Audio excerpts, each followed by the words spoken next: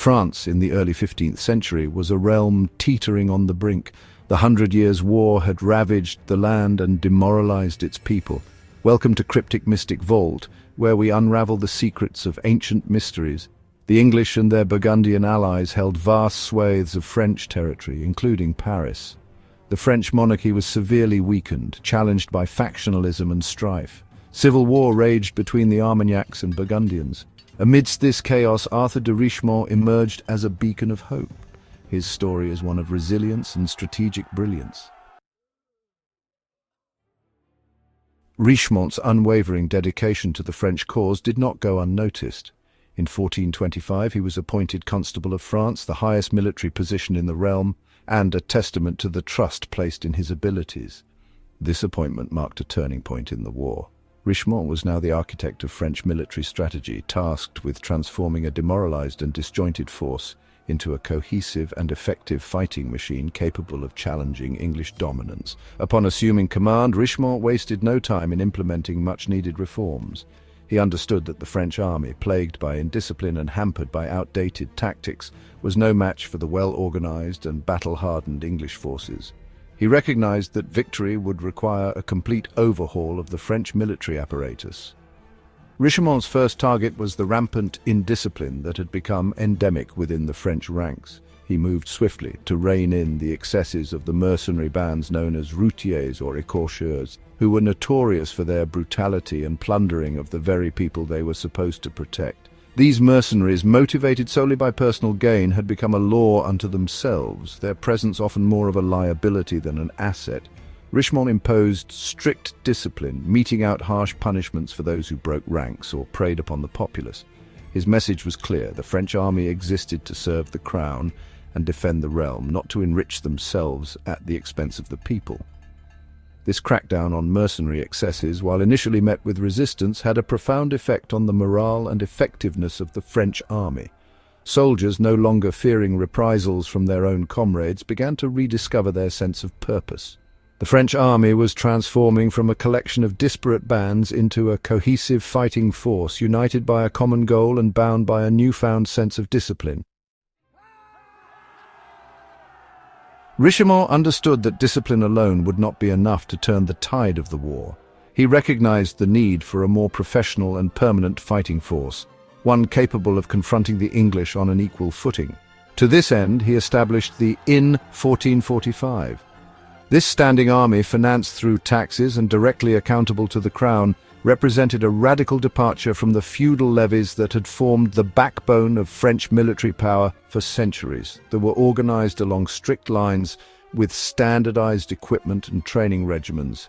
They were equipped with the latest military technology, including gunpowder weapons, which were rapidly changing the face of warfare. These professional soldiers, bound by oaths of loyalty and subject to regular drills and inspections, were a far cry from the undisciplined mercenaries and feudal levies that had characterized the French army in earlier years. Richemont's military reforms extended beyond the establishment of a standing army.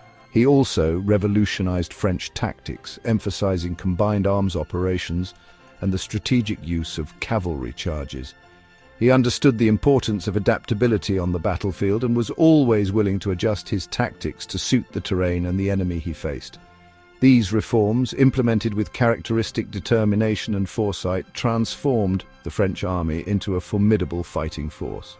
No longer content with merely reacting to English advances, the French were now capable of going on the offensive, reclaiming lost territory and dictating the terms of engagement. The tide of the war was beginning to turn. In the face of adversity, they found strength in unity. The bonds forged in the heat of battle would become unbreakable, forever altering their destinies. As they stood shoulder to shoulder, their resolve was unwavering, their purpose clear. Together, they were more than just soldiers. They were a symbol of hope and resilience. The legacy of the Justiciar is one of justice and honor, a beacon for future generations.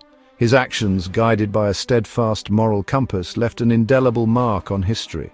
Through his leadership, he inspired others to pursue a path of righteousness, ensuring that his influence would endure long after his time. The principles he championed continue to resonate. reminding us all of the power of integrity and the enduring impact of a just cause. Imagine a world where Arthur de Richemont failed in his mission. France, weakened and divided, would have struggled to fend off external threats. The 100 Years' War might have dragged on, leading to prolonged suffering and instability. The Renaissance, which flourished in a unified France, could have been delayed, altering the course of European history. The ripple effects would be felt globally, with delayed advancements in art, science, and exploration.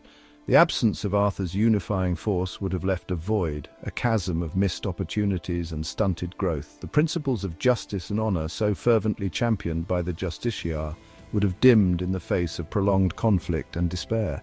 Yet this imagined world serves as a stark reminder of the fragility of progress and the profound impact one individual's resolve can have on the course of history. It underscores the significance of Arthur de Richemont's legacy, a testament to the power of integrity and the enduring impact of a just cause. As we reflect on this alternate history, we are reminded of the importance of unity, leadership, and the timeless pursuit of justice. The world we know today, shaped by the actions of a few, stands as a beacon of what can be achieved when courage and conviction prevail. Thank you for watching, and don't forget to like, share, comment, and subscribe for more explorations into the symbols that shape our world.